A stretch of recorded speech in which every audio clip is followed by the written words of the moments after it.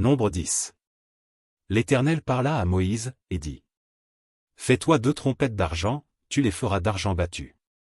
Elles te serviront pour la convocation de l'assemblée et pour le départ des camps. Quand on en sonnera, toute l'assemblée se réunira auprès de toi, à l'entrée de la tente d'assignation. Si l'on ne sonne que d'une trompette, les princes, les chefs des milliers d'Israël, se réuniront auprès de toi.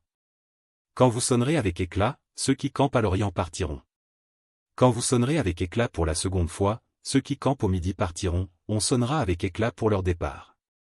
Vous sonnerez aussi pour convoquer l'assemblée, mais vous ne sonnerez pas avec éclat. Les fils d'Aaron, les sacrificateurs, sonneront des trompettes. Ce sera une loi perpétuelle pour vous et pour vos descendants.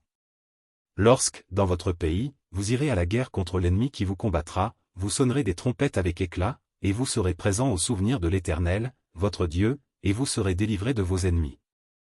Dans vos jours de joie, dans vos fêtes, et à vos nouvelles lunes, vous sonnerez des trompettes, en offrant vos holocaustes et vos sacrifices d'action de grâce, et elles vous mettront en souvenir devant votre Dieu. Je suis l'Éternel, votre Dieu.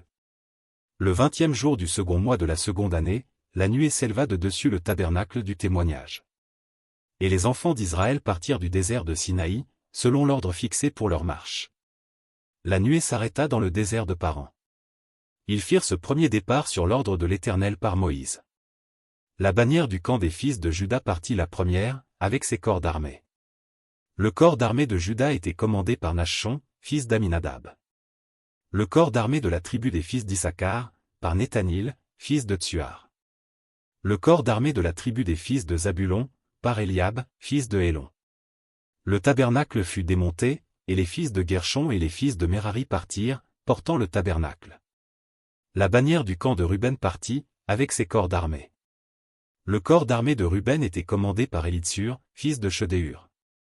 Le corps d'armée de la tribu des fils de Siméon, par Shelumiel, fils de Tsuriskadaï.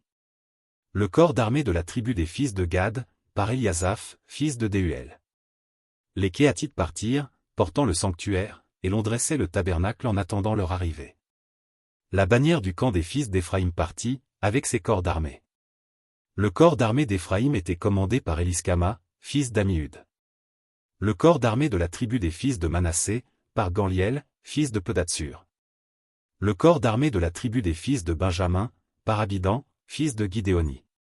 La bannière du camp des fils de Dan partit, avec ses corps d'armée, elle formait l'arrière-garde de tous les camps. Le corps d'armée de Dan était commandé par Aïezé, fils d'Amishadaï. Le corps d'armée de la tribu des fils d'Azer, par Pagiel, fils d'Okran. Le corps d'armée de la tribu des fils de Nephtali, par Aïra, fils d'Énan. Tel fut l'ordre d'après lequel les enfants d'Israël se mirent en marche selon leur corps d'armée, et c'est ainsi qu'ils partirent.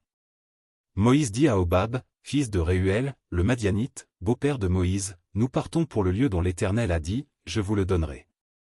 Viens avec nous, et nous te ferons du bien, car l'Éternel a promis de faire du bien à Israël. Hobab lui répondit, je n'irai point, mais j'irai dans mon pays et dans ma patrie.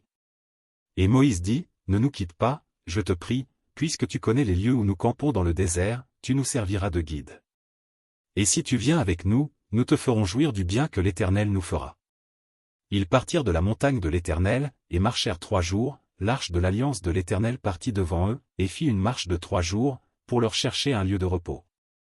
La nuée de l'Éternel était au-dessus d'eux pendant le jour, lorsqu'ils partaient du camp.